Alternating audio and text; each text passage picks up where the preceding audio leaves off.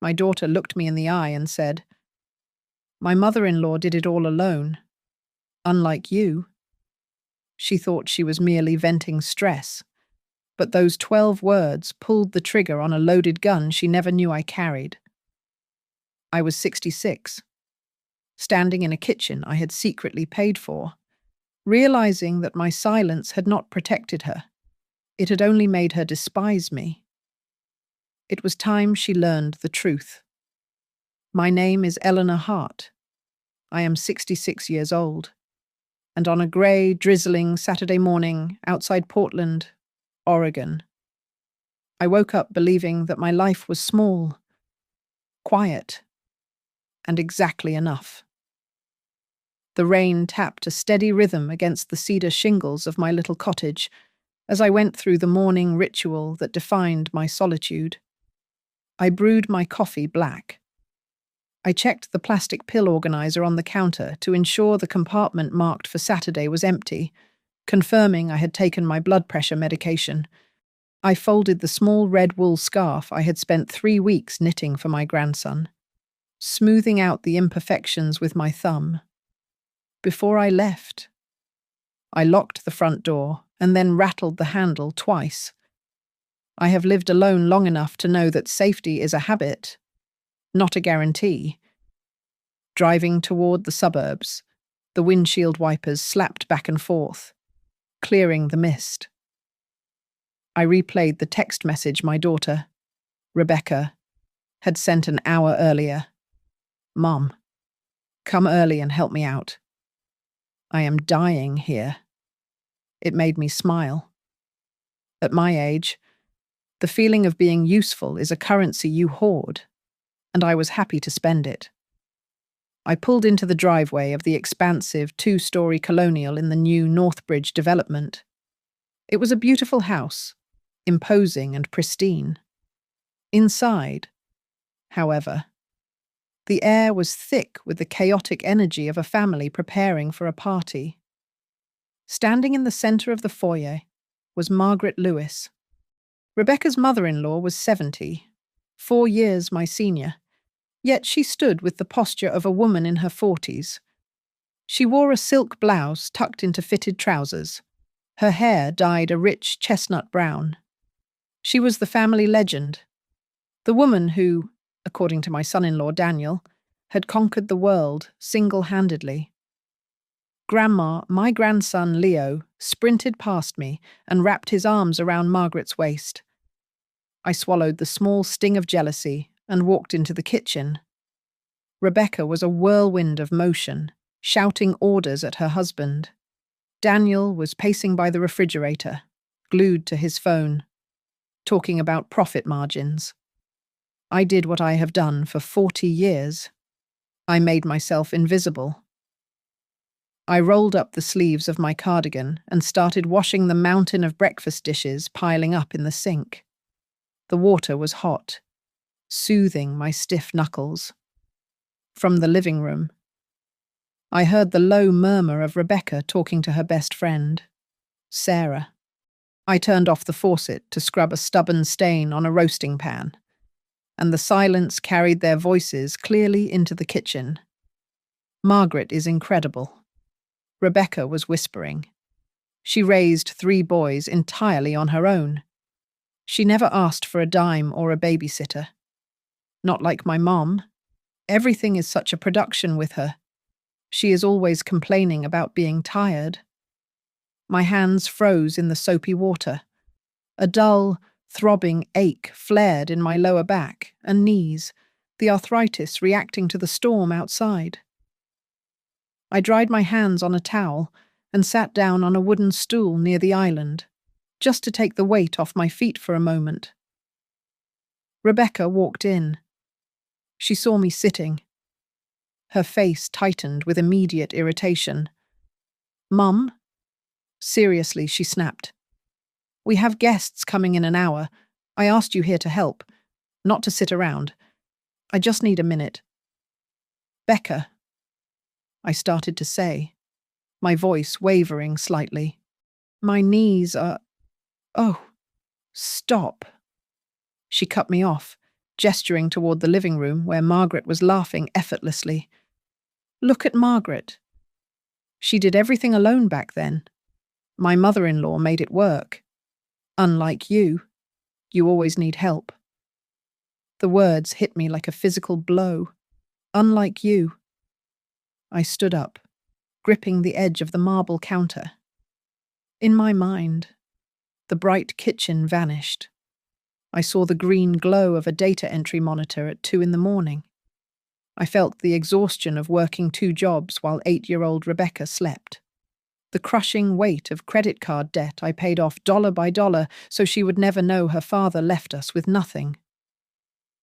Daniel walked in, sensing the sudden tension.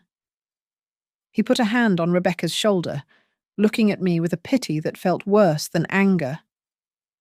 "Mum, don't be mad," Daniel said smoothly. "Rebecca is just stressed. Margaret had to be very tough to take care of herself back in the day. If you were as self-sufficient as her, we would worry less." They really believed it. They believed I was weak. They believed I was a burden. I looked at them, standing there in their beautiful kitchen. I looked at the red wool scarf I had left on the counter for Leo. Slowly, silently, I picked it up and shoved it deep into my handbag. I looked out the window at the shiny black SUV parked in the driveway. My daughter and her husband had no idea that the $50,000 for the down payment on this perfect house had come from my savings. Funneled through a gift they thought was an inheritance. They compared me to a woman who they claimed did it all alone. I realized then that I had paid for their illusion with my silence. But as I snapped the clasp of my purse shut, I knew the time for silence was over. The rain had not stopped by the time I returned to my cottage. I sat at my small kitchen table, staring at a cup of Earl Grey tea that had gone cold an hour ago. The silence of the house usually comforted me, but today it felt heavy, pressing against my eardrums, inside my head. A single sentence played on a loop, scratching against my mind like a broken record. My mother-in-law did it all alone.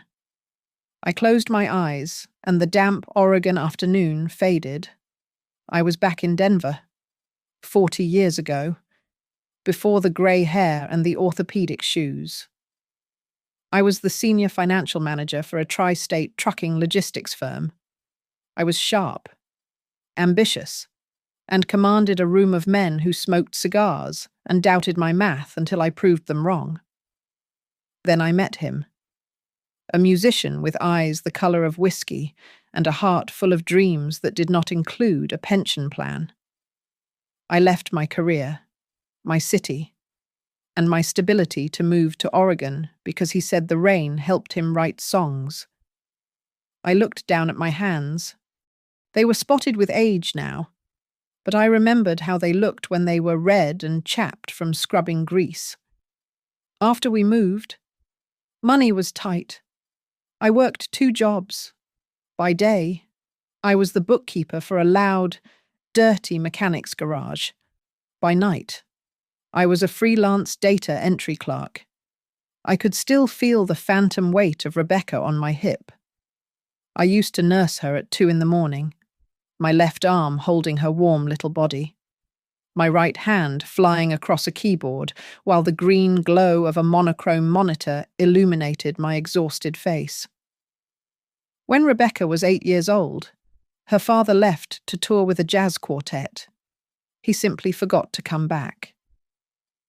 He left behind a guitar case full of dust and $12,000 in credit card debt under my name. I never told Rebecca. I never sued him for support. I swallowed the panic and the anger because I wanted her to keep the image of her father as a wandering artist, not a deadbeat who abandoned us. I paid off every cent of his debt. I did it quietly, and I did something else. I started Silver Harbor Savings. It began with $10 here, $50 there. It was a secret account, hidden from everyone. I understood compound interest and market fluctuations better than I understood how to bake a pie. While I wore second-hand coats and drove a car that rattled when it turned left, I was funneling money into high-yield municipal bonds and quiet tech stocks. That account was the seed of a trust fund that had grown into something substantial, something Rebecca knew nothing about. I remembered the nights I worked until my eyes burned, so Rebecca could go to a university without taking out loans. When she graduated, she told everyone she had done it on scholarships and hard work. I let her say it. I thought letting her believe she had pulled herself up by her bootstraps would give her confidence. I did not realize that by erasing my own sacrifice, I was teaching her to despise me. Rebecca never asked. "Mom, how did we survive after Dad left?" She only listened to Daniel, who worshipped his mother. I thought about the one time I had a real conversation with Margaret Lewis, years ago, at a Thanksgiving dinner where the wine flowed freely. She had leaned in, her cheeks flushed, and whispered, "Oh, Eleanor. Thank God for my sister. If she hadn't let the boys and me live in her basement for 6 years, and if the church hadn't paid our rent, I don't know. I would have drowned. Margaret had help. She had a village. But the myth of the woman who did it all alone had been polished and perfected until it became a weapon. It was a lie designed to silence women of my generation, to tell us that if we were tired, we were failing. Rebecca was using that weapon to cut me down. The hurt in my chest began to cool, hardening into something cold and solid.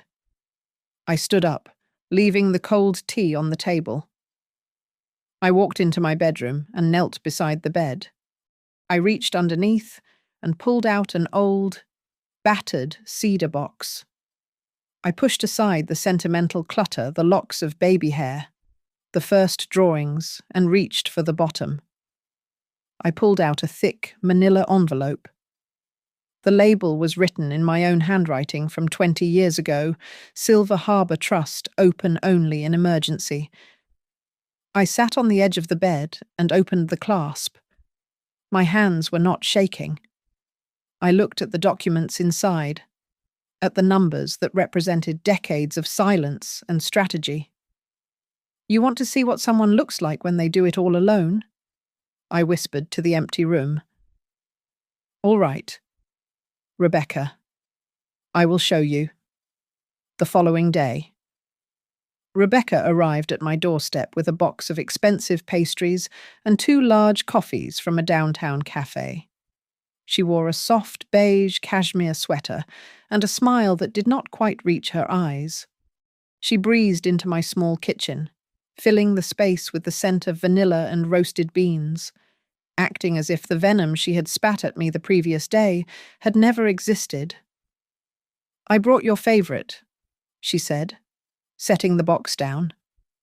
"Blueberry scones." We sat at the small round table. She asked about my blood pressure. She asked about the leak in the roof. Then, with the precision of a corporate negotiator, she pivoted. "Mum, Daniel and I were talking last night," she began, smoothing a non-existent wrinkle on the tablecloth. "We are worried about you. Living out here all alone. It is not safe. We think it is time to look at your future." She reached into her designer tote bag and pulled out a glossy folder. She slid it across the table toward me. "Northbridge Haven Communities." I read the bold lettering on the cover. "Luxury Senior Living." "It is brand new," Rebecca said, her voice pitching up with forced enthusiasm. "Top-tier medical staff, social clubs, heated pools. And the best part is that it is one of Daniel's projects. So we can get you a family discount. But to afford the buy-in, we would need to sell this cottage." She placed another document on top of the brochure. It was a property assessment. My eyebrows lifted. My humble cottage sat on 2 acres of land that the city had recently rezoned for high-density development. The value listed at the bottom was nearly $750,000. The market is hot right now. Mum, she pressed. But these deals are complicated. There are taxes, closing costs, inspections. Daniel and I want to spare you the headache. If you sign this power of attorney, we can handle the sale, manage the assets, and get you settled into Northbridge. You won't have to lift a finger. I looked down at the logo on the folder, Northbridge Haven Communities. Daniel was the vice president of finance there. They did not just want me safe. They wanted to liquidate my home to feed capital into his company's new development chain, and they wanted control of the cash that resulted from the sale. And if I do not want to sell? I asked quietly. Rebecca's smile faltered. She let out a short, sharp sigh. Mum, please, don't be difficult. This house is old. You are getting older. You are not thinking realistically. You are holding on to this place for sentimental reasons. And frankly, you are blocking our future too. Daniel needs this deal to go through smoothly. I have my own savings, Rebecca, I said, testing the waters. I have the Silver Harbor savings account. I can hire help if I need it. Rebecca laughed. It was a dry, dismissive sound. Silver Harbor, Mom. Come on. That little account. What is in there? A few $1,000s that would not cover 3 months of nursing care. You do not understand investment or financial structures like we do. You are out of your depth. I managed payroll for a logistics firm for 15 years. I reminded her. That was 30 years ago. She snapped, losing her patience completely. She leaned forward, her eyes hard. This is exactly what I was talking about. You are so stubborn. If you were like my mother-in-law, if you could just do things on your own, make smart choices without dragging everyone down, I might respect you more. Margaret understands sacrifice. She understands when to step aside. The room went dead silent. The rain had stopped outside, leaving a heavy, grey stillness. I placed my teacup down on the saucer with a deliberate clink. My hand remained perfectly steady. So? I said, looking directly into her eyes. Is that the choice from now on? Do you want to see me as a burden? Or as a partner? Rebecca blinked, confused by the shift in my tone. She grabbed her purse and stood up, avoiding the question. You are just talking in circles. Mum, I will leave the papers here. Read them. Just sign them so we can stop worrying about you. She walked out. I heard her car engine roar to life and fade away down the wet asphalt. 5 minutes later. My laptop chimed. I opened it to see an automated security alert from the bank. Multiple failed login attempts detected Silver Harbor Savings. Location Northbridge Corporate HQ. Daniel was already trying to dig. He was looking for the money. He thought he was hunting for pennies in a jar. I closed the laptop and went to the bedroom. I pulled the cedar box from under the bed again. This time, I took out the manila envelope labelled Silver Harbor Trust, open only in emergency. I had not opened the inner seal in nearly 20 years. I slit the top with a letter opener and slid the contents onto the bedspread. There were no pennies here. Spread out before me were the deed to a commercial warehouse in downtown Portland, certificates for municipal bonds I had bought when interest rates were 18%, and most importantly, the complex ownership schematics of a real estate investment trust. Rebecca thought I did not understand financial structures. She had no idea. I traced the line on the chart that showed the Silver Harbor Trust held a 35% voting interest in a holding company.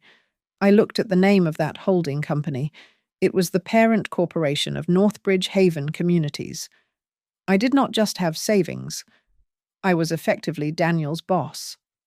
The next morning, I dressed in my best charcoal suit, the one I had not worn since my retirement party. I drove downtown to the office of Julian Price. Julian was an old friend from my Denver days, a shark of a lawyer who had transitioned his practice to specialize in protecting the elderly from financial predation. I sat across from his mahogany desk and slid the Silver Harbor Trust dossier toward him. He put on his reading glasses, expecting, I assume, a simple will or a complaint about a neighbor. Turn to page 5. Julian, I said calmly. He flipped the pages. His eyes widened. He looked up at me, then back at the document, tracing the lines of ownership with his finger. Eleanor, he said, his voice dropping to a whisper. This structure, it creates a cascade of shell companies. And if I am reading this correctly, the primary asset is a 35% voting block in a holding company called NHC Ventures that stands for Northbridge Haven Communities. I replied. My son-in-law is the vice president of finance there. They are currently over-leveraged and desperate for liquidity to finish their new senior living project. The same project they want to force me to live in. Julian took off his glasses. You own 35% of the voting rights in the company that employs your son-in-law. Does he know? No, I said. He thinks I am a senile old woman who knits scarves and watches soap operas. He does not know that while he was playing video games in college, I was studying municipal bonds and real estate investment trusts. I used the settlement money from a car accident 20 years ago. I did not buy a new car. I bought the debt of distressed companies. I handed Julian a single sheet of paper. I call this Project Second Wind. It is a triggering protocol. I want you to activate the coercion clause in the trust. If any family member attempts to gain power of attorney or force a sale of my primary residence, the trust automatically freezes all assets and initiates an external audit of the holding company. Julian grinned. It was a wicked, delightful look. Eleanor, this is ruthless. If you trigger an audit now, with their debt levels, their stock will tank. Daniel could lose everything. I am not doing it to hurt him, I said. Though a part of me enjoyed the power, I am doing it to protect myself. I also want to prepare a restructuring plan, if I take full control. I want Northbridge to pivot towards subsidized housing for low-income seniors. No more luxury golf courses. After leaving Julian's office, I made one more stop. I met Lena Ortiz at a small, noisy coffee shop on the corner of 4th and Morrison. Lena was an investigative journalist I had followed for years. She had written scathing pieces on nursing home abuse. I did not give her my real name. I introduced myself simply as E. I have a story for you, I told her over the noise of the espresso machine. It is about how the senior living industry targets the assets of the very people they claim to care for, and it involves a prominent local developer. I am listening, Lena said, opening her notebook. I am not ready to go on the record yet, I said. But keep this file. If things get ugly, well, you will know when to publish it. I drove home through the drizzle. My heart was beating fast, not from fear, but from the adrenaline of action. When I got back to the cottage, I did not nap. Instead, I took a small stepladder from the garage. I installed 3 tiny, high-definition cameras I had bought at an electronics store. I placed one on top of the kitchen cabinets, hidden behind a decorative ceramic rooster. I placed another in the bookshelf in the living room, wedged between two encyclopedias. I was not going to let them twist my words again. If Rebecca came into my house to scream at me, if Daniel came to threaten me with financial ruin, it would all be recorded in 4,000 pixel clarity. That evening, I sat by the window in my rocking chair. The rain lashed against the glass. I thought of Rebecca's face when she told me I was weak. I thought of the way she worshipped Margaret's independence while demanding mine. "You want me to be like your mother-in-law?" I whispered to the rain. "Okay, Rebecca. I will do it all alone, but I will not do it the way you think." 1 week later, Rebecca and Daniel invited themselves over for dinner. They called it a family night, but they brought takeout lasagna, a bottle of cheap wine, and Margaret. It was a strategic formation. They wanted to surround me with the success story to highlight my supposed failure. We sat in my small living room, balancing plates on our laps because my dining table was too small for 5 people. The air was thick with forced cheerfulness. Once the plates were cleared, Daniel stood up. He did not offer to wash the dishes. Instead, he connected his tablet to my television. "Mum, we need to be realistic," Daniel said, his voice taking on that smooth, condescending tone he used for clients. "Rebecca and I ran the numbers. We put together a projection for your long-term care." A slide appeared on my TV screen. It was a graph showing the rising cost of medical care over the next 20 years. "See this?" Daniel pointed. "If you stay here, the maintenance on this old house plus in-home care will bankrupt you in 10 years. But if we sell now and move you into the assisted living wing at Northbridge, the equity covers everything. You sign the power of attorney. We handle the transition. And you are set for life. You just need to sign, Mum, so we can stop worrying." I sat perfectly still in my armchair. Above Daniel's head, hidden between 2 volumes of an encyclopedia on the bookshelf, the tiny lens of the camera I had installed was capturing every pixel of his coercion. It was recording Rebecca nodding vigorously, and it was recording the way they looked at me like I was a child. I waited until he finished his pitch. I took a sip of water. "Daniel," I said, my voice steady, "if you are so worried about my finances, perhaps you can explain why the finance department at Northbridge Haven tried to access my Silver Harbour savings account 3 times last Tuesday between 2 and 4 in the afternoon." Daniel froze. The remote control in his hand dipped slightly. I don't know what you are talking about. That must be a glitch." "It was not a glitch," I said. "It was a breach." Rebecca scoffed, setting her wineglass down hard. "Oh my God, Mom. Stop being so paranoid. We are trying to help you. Look at Margaret. She is sitting right here. She knows what it takes to survive. She didn't have a nest egg. She did it alone. Why can't you just accept that you need us?" I looked at Margaret. She had been quiet all evening, picking at her lasagna.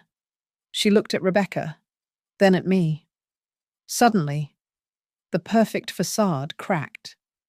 "Stop it, Rebecca," Margaret said. Her voice was small, trembling. "What?" Rebecca blinked. "I said stop it," Margaret said, louder this time. She looked down at her hands. "I didn't do it alone. I am so tired of this story. I am tired of pretending." The room went silent. "What are you saying?" Daniel asked, staring at his mother. "I lived in my sister's basement for 6 years," Margaret confessed, tears welling in her eyes. "I didn't pay rent. The church paid for the boys' clothes. I had food stamps. Daniel, I didn't do it alone. I had help every single step of the way. I was too ashamed to tell you. The myth of the supermom shattered in the middle of my living room. Rebecca looked as if she had been slapped. Her primary weapon against me had just dissolved. But instead of apologizing, Rebecca's face twisted into ugly, defensive anger. She turned on me. "Fine," she shouted. So Margaret had help. But at least she tried. At least I am trying to plan for you. What have you ever done for me? Mum, you worked low-paying jobs. You pinched pennies. You never invested in anything.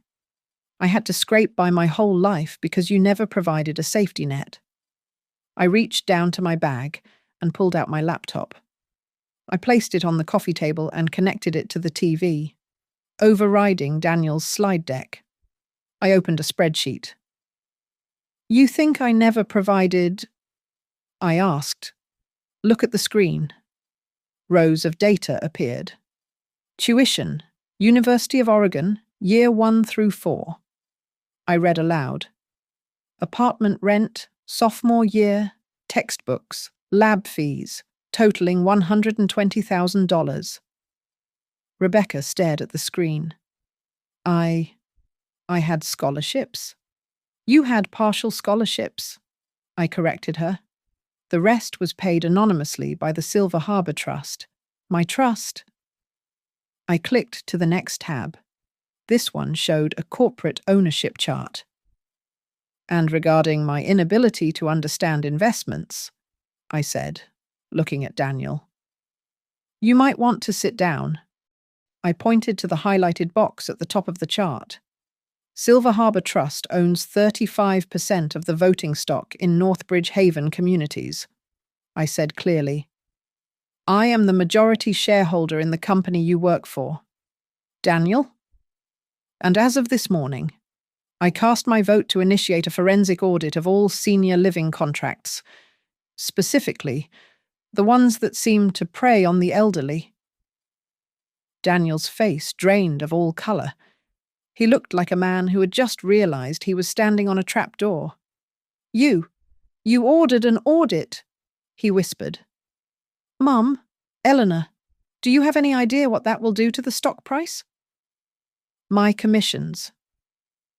I imagine it will be devastating, I said.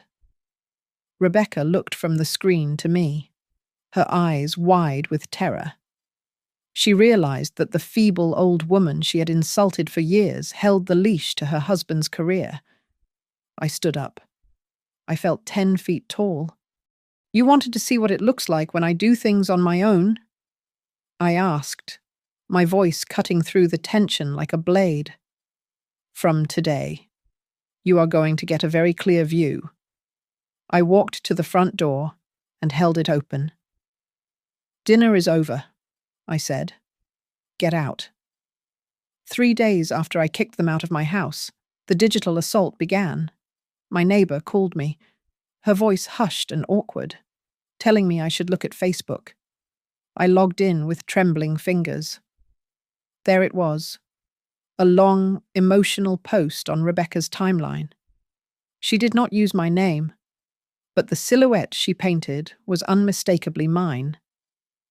It is heartbreaking to watch a loved one lose their grip on reality, she wrote. Paranoia is a terrible symptom of age. It hurts so much when they turn against family and let strangers manipulate them for money. We just want to keep her safe, but she pushes us away. The comments section was a battlefield. Half of her friends were sending prayer hands emojis, validating her martyrdom with comments like, "The sandwich generation has it so hard, you are a saint for trying." But others were skeptical, noting that I had looked perfectly fine at the church bake sale last week. Then came the video. It was a clip Rebecca had shared in a private group that had leaked out. It was grainy footage from her kitchen security camera taken months ago. I had been recovering from a flu, exhausted and dehydrated. In the video, My hand spasmed, dropping a glass of water that shattered on the floor. In the confusion, I looked at my grandson Leo and accidentally called him Daniel. Rebecca had edited the clip. She cut out the part where I immediately corrected myself and laughed it off. She cut out the part where I cleaned up the glass myself. She only left the drop and the wrong name, looping it to make me look frail and confused. See what the caption read. It is getting dangerous for her to live alone. I felt a cold shiver of fear that had nothing to do with the temperature. This was not just a tantrum. This was a strategy. Julian called me within the hour. Eleanor, she is building a case, he warned me. She is laying the groundwork for a competency hearing. If she can convince a judge you are in cognitive decline, she can challenge the trust and get herself appointed as your guardian. She wants to take away your checkbook. I did not waste time crying. I drove straight to the offices of a court-certified neurologist in downtown Portland. I demanded a full battery of cognitive tests. For 3 hours, I memorized word lists, solved logic puzzles, and drew complex geometric shapes from memory. The doctor sat me down afterward. Mrs. Hart, you are as sharp as a tack. Your cognitive processing speed is actually above average for a woman of 66. You are tired, yes, but you are certainly not senile. I took the certified report, still warm from the printer. I scanned it and sent it to Lena, the journalist. Along with it, I sent a new video file. It was the unedited footage from my living room the night of the dinner, showing Daniel's cold calculation and Rebecca's screaming fit. I am not asking you to destroy them, I told Lena. I am asking you to tell the truth. 2 days later, the article dropped. The headline was simple: The Golden Cage. When guardianship becomes a predatory business strategy. Lena used the pseudonym E, and she distorted my voice in the accompanying audio clips, but the details were specific. She described a prominent local developer attempting to force his mother-in-law into a facility he managed to cover company debts. The reaction was instantaneous. The story went viral locally. Older people from all over Oregon began sharing their own stories of financial abuse under the hashtag #NotABurden. The comments on Rebecca's original post turned sour. People recognized the connection. Strangers were suddenly asking why a finance executive needed his mother-in-law's house so badly. My phone rang that evening. It was Rebecca. I pressed the record button on my external recorder before answering. Mom. Her voice was a shriek, high and hysterical. What did you do? People are looking at Daniel sideways at work. Do you have any idea how embarrassing this is? You went to the press.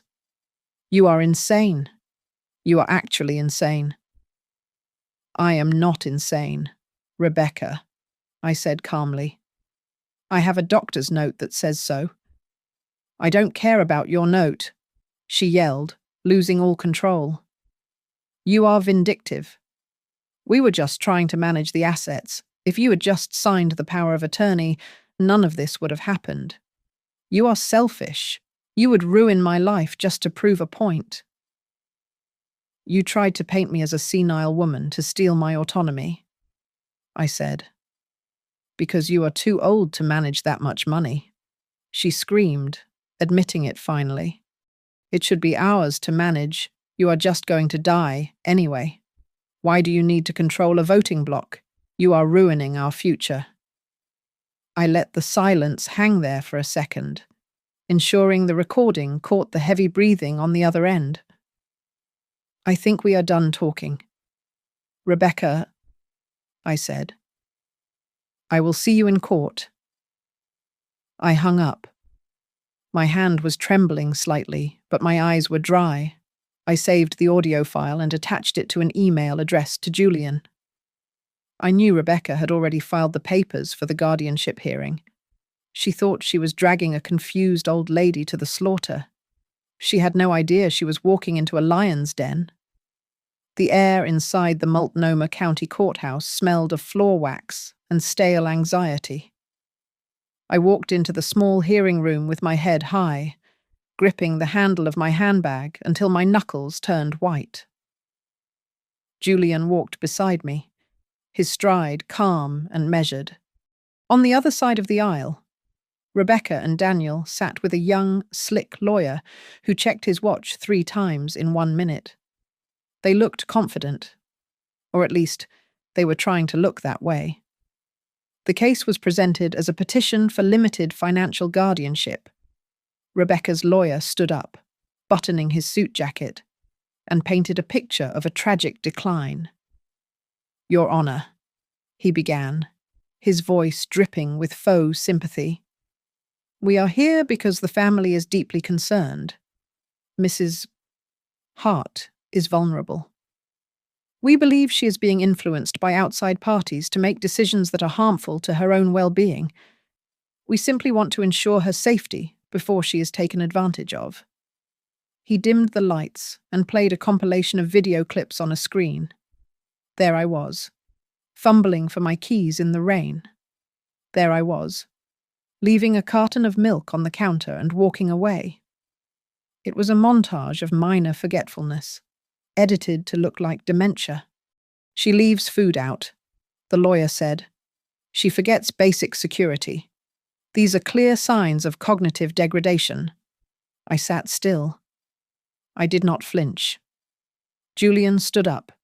He did not use fancy words. He simply submitted a document. "Defense calls Dr. Evans," Julian said. The neurologist I had seen days earlier took the stand. He adjusted his glasses and looked at the judge. "I conducted a comprehensive cognitive evaluation of Eleanor Hart 4 days ago," Dr. Evans stated clearly. "Her memory, logic, and processing speed are not just normal for a woman of 66. They are exceptional. There is absolutely no medical evidence of decline. In my professional opinion, she is fully capable of managing her own affairs." Rebecca shifted in her seat. Daniel whispered something to their lawyer. Then Julian dropped the first hammer. "Defense calls Margaret Lewis." Rebecca's head snapped up. She had not expected this. Margaret walked to the stand, looking small and terrified.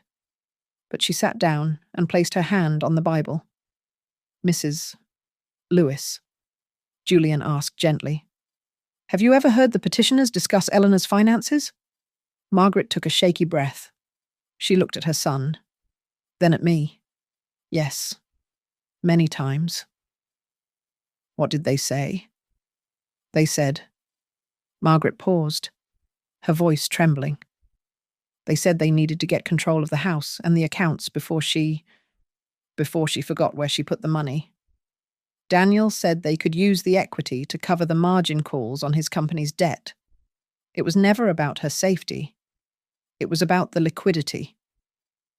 A murmur rippled through the small room. Rebecca looked as if she might be sick. Then it was my turn.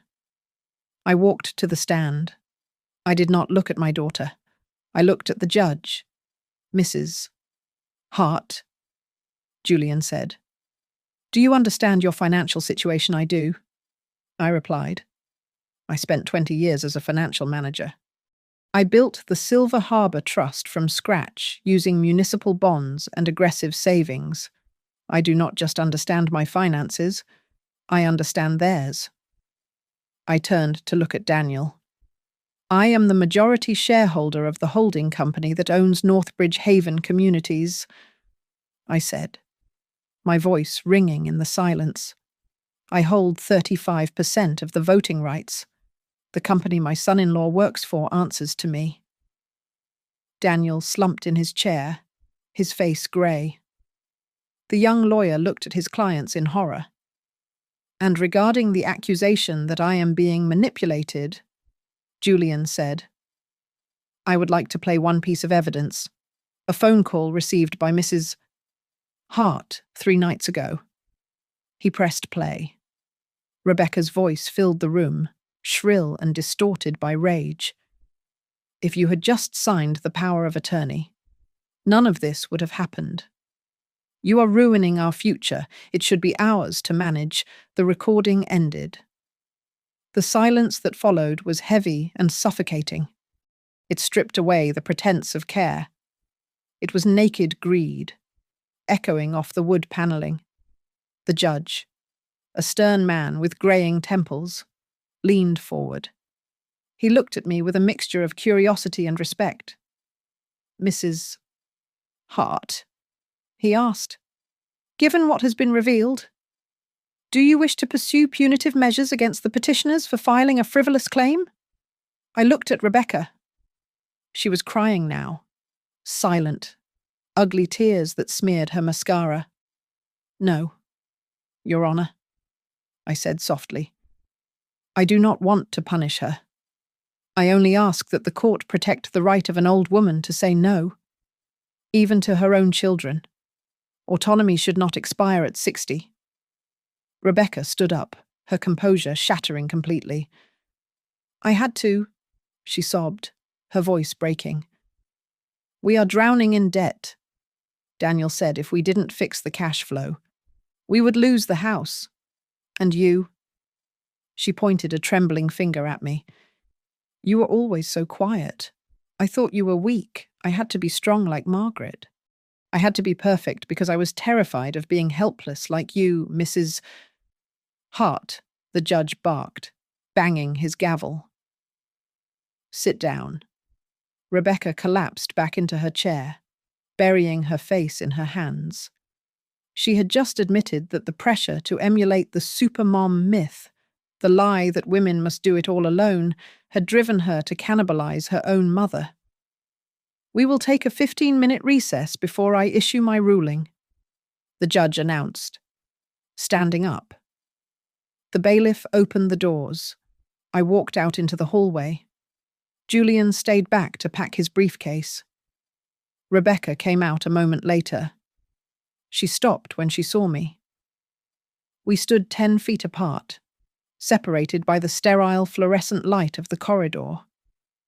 She looked small, defeated, and for the first time in years, she looked like my daughter, not my adversary. But the space between us was filled with years of silence and the wreckage of her ambition. I stood my ground, clutching my bag, and waited for her to speak, but only the hum of the vending machine filled the empty air. The hallway outside the courtroom was quiet, a stark contrast to the violence of the testimony we had just endured. Rebecca stood near the water fountain, her arms wrapped around herself as if she were trying to hold her shattering life together. When she looked up at me, her eyes were red and swollen. You have destroyed this family, she hissed, though the venom in her voice was thin, diluted by fear.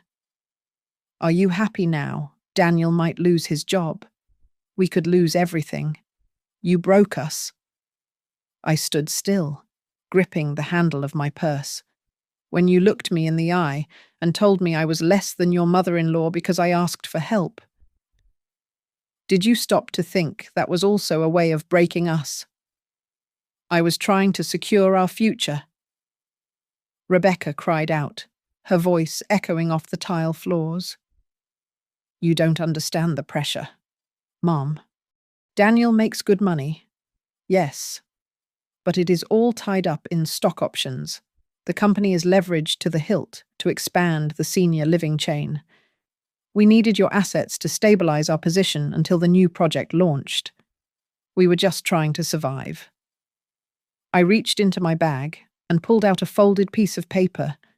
It was a copy of an anonymous internal email Lena had forwarded to me that morning. Is this how you survive? I asked, holding it out. This is a memo from the risk management department at Northbridge. They are currently being investigated because they have been structuring their debt in a way that pushes hidden maintenance fees onto their elderly tenants. They are bleeding the residents dry to pay their creditors. Rebecca stared at the paper, refusing to take it. And there is something else you do not know. I continued, my voice low and steady. 10 years ago, when you and Daniel were first married, and Northbridge was just a startup, they were on the verge of bankruptcy. I instructed the Silver Harbour Trust to buy the first tranche of their corporate bonds. I saved that company. Rebecca. But I included a covenant in the bond agreement. It stated that 20% of all future units must be reserved for low-income seniors at a fixed rate. Rebecca's mouth opened slightly, but no sound came out. Daniel has been trying to find a way around that clause for 2 years, I said. He wants to evict the poor people to build luxury suites. He did not just want my house for the money. He needed power of attorney to force me, as the controlling shareholder, to waive that clause. Your husband has been trying to trick me into betraying my own principles. Rebecca leaned back against the wall, looking as if the wind had been knocked out of her. She realized then that the empire she was desperately trying to protect was built on a foundation I had laid. I didn't know, she whispered. I swear. I didn't know about the clause. You admire Margaret because she did it all alone, I said, stepping closer to her. But have you ever asked yourself the cost? If a woman raises 3 children with absolutely no support, no safety net, and no kindness, what is the price she pays? She pays with her softness. She pays with her health. Do you really want to repeat that cycle? Do you want to be so hard that you break your own mother just to prove you are strong? Rebecca squeezed her eyes shut. I was scared. She confessed, her voice cracking. I grew up hearing people whisper about Grandma, how she was needy, how she was a burden on everyone. I didn't want to be like that. I thought if I was perfect, if I controlled everything, if I forced you to be efficient, I would never be a burden. I looked at my daughter, seeing the terrified child inside the ruthless woman. I did not hug her. The time for soothing was over. I paid off your student loans. I said simply, I paid half the down payment on your first house through a shell company so you would think you earned it. I let you believe you did it all yourself because I thought it would make you feel free. But you took my silence and turned it into evidence of my weakness. Rebecca looked up, tears streaming down her face. If you were this smart, if you were this powerful all along, why didn't you ever say anything? Why did you let me treat you like you were stupid because I thought you would see me? I answered, my voice devoid of anger, leaving only a hollow sadness. I thought you knew who I was. It turns out I overestimated your ability to see people for who they really are.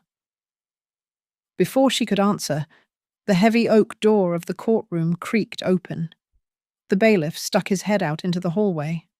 All parties, he announced, his voice booming in the quiet corridor. The judge is ready to deliver his ruling. I turned away from Rebecca, leaving her pinned against the wall by the weight of the truth.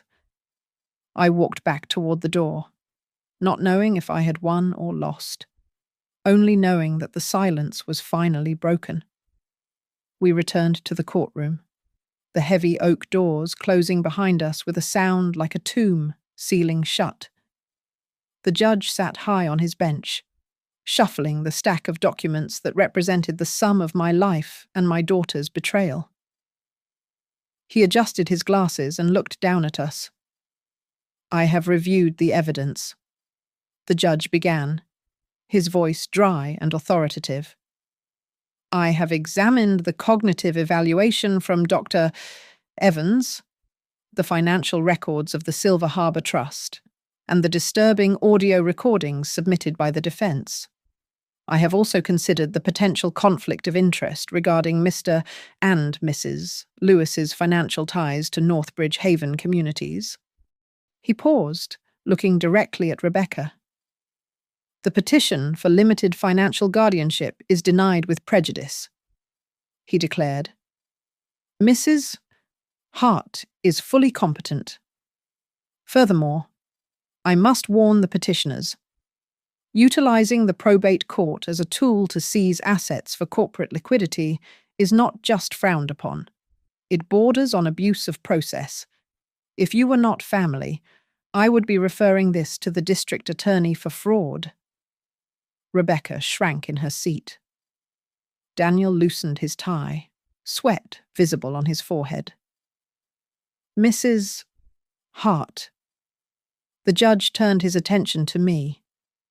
Given the coercion evident in the recordings, the court is prepared to issue a temporary restraining order against your daughter and son-in-law. This would legally bar them from contacting you or coming within 500 feet of your residence. Do you wish for me to enter that order? The room went quiet. I looked at Rebecca. A restraining order would be the final severing of the cord. It would mark her, legally, as a danger to me. Before I could answer, Julian stood up. Your Honor, Julian said, his voice cutting through the tension. Before my client decides on the protective order, we have one additional motion. Acting in her capacity as the majority voting shareholder of the holding company for Northbridge Haven, Mrs. Hart is submitting a formal request for a judicial inquiry into the contract structures of the company. We have reason to believe they contain predatory clauses targeting residents over 70 years of age. Daniel shot up from his chair. You can't do that. That is corporate sabotage. We are in the middle of a... His lawyer yanked him down by the sleeve of his jacket, whispering furiously into his ear. Daniel went silent, realizing that anything he said now would likely be an admission of guilt. I knew that outside, on the courthouse steps. Lena Ortiz was waiting. She was preparing to go live with a story that would frame this motion as the beginning of a revolution. The Project Second Wind was no longer just a file in my box. It was a storm making landfall. The judge looked at the motion, then back at me.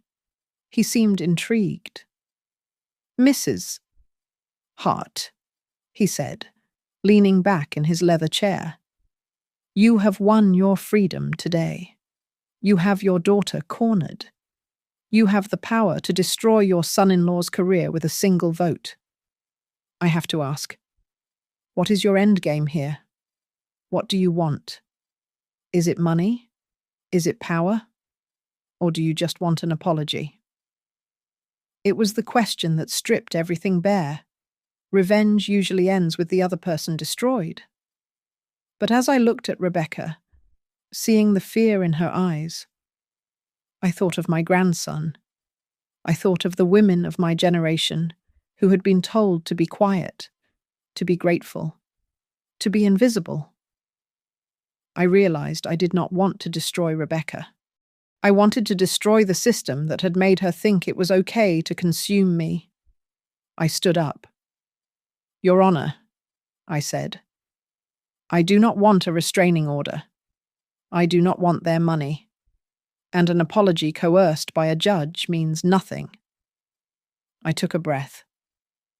I want to request that this court issue a formal recommendation. I continued. I want it entered into the record that from this day forward, any power of attorney document involving a principal over the age of 60 must be accompanied by an independent cognitive assessment and a certificate of independent legal counsel for the elder. No more signing papers at the kitchen table while a child screams about the future.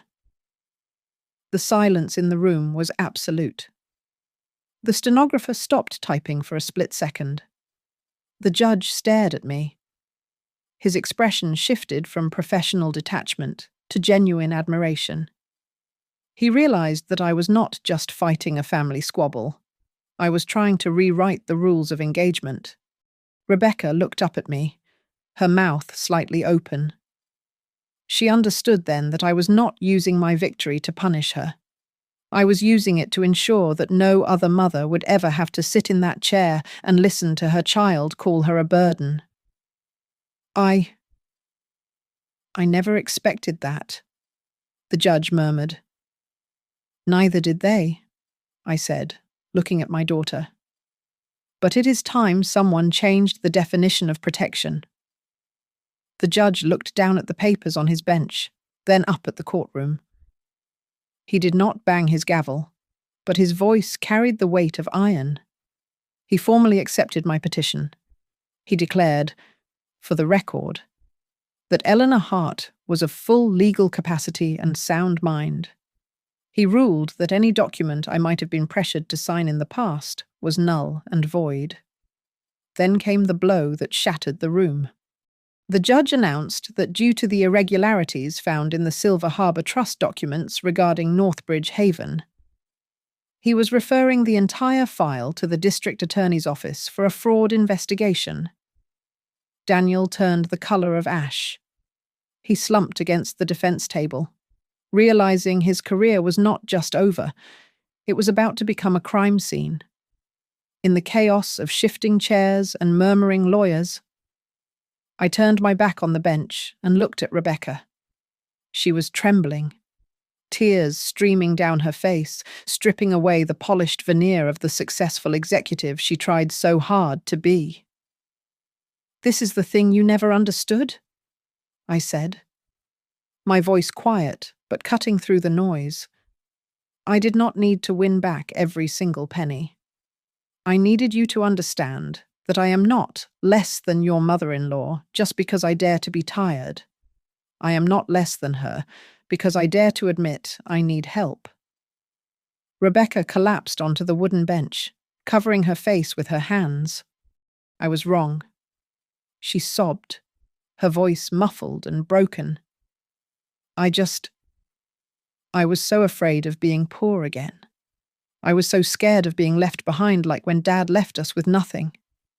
I thought if I was strong enough, if I was efficient enough, no one would ever look down on me.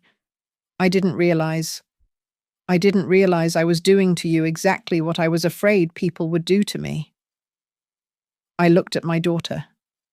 I saw the trauma I had tried to shield her from, the fear that had twisted her love into control. I did not forgive her immediately. Forgiveness is a process, not a switch. Strength is not doing it all alone, I told her. Strength is knowing who stood behind you and not trampling them just to feel taller. I walked out of the courtroom, outside. The air was crisp, and a rare Portland sun was breaking through the grey clouds. Lena Ortiz was waiting at the bottom of the steps with a cameraman. She thrust a microphone toward me. "Mrs. Hart," she asked, "do you have a statement regarding your family?" I looked at the lens. I could have destroyed Rebecca right there. I could have painted her as a monster. "I am not perfect," I said into the microphone. "My daughter is not perfect either. But there is one thing we, and this entire society, must stop getting wrong. We have to stop calling the people who raised us burdens." Behind me, there was a commotion. Margaret Lewis stepped forward. She looked terrified. But she walked right up to the camera. "My name is Margaret Lewis," she said, her voice shaking. "And I want to say something. I did not raise my sons alone. I was on government assistance. My sister paid my rent. The story my son tells about me, it is a lie. We need to stop lying about how hard it is to survive." The myth of the self-made supermom evaporated on live television. Then, I felt a hand on my arm. It was my grandson, Leo, and his teenage sister. They had slipped out of the crowd. "Grandma," Leo said, loud enough for the microphone to catch. "We are proud of you, not because you did it all alone, but because you didn't stay silent when people treated you unfairly." Daniel tried to approach me then. He looked desperate, opening his mouth to perhaps offer an apology or beg for me to stop the audit. But the press swarmed him, shouting questions about the investigation. I did not look at him. For the first time in my life, I did not try to save everyone. I turned away. I stood on the courthouse steps, the folder of the Silver Harbor Trust clutched in my hand. The sunlight hit my silver hair. I took a deep breath, filling my lungs with the clean air of a new beginning. I walked down the stairs, not as a mother who had been left behind, but as a woman who had just rewritten the rules for herself, and for every older person who had ever been told to sit down and be quiet. Thank you so much for listening to my story. I would love to hear from you in the comments. Let me know where you are listening from, and if you have ever had to stand up for yourself in your own family. Please consider subscribing to the Grandma's Family Diary channel, like this video, and hit that hype button so this story can reach even more people who might need to hear it. Stay strong, and remember, your voice matters.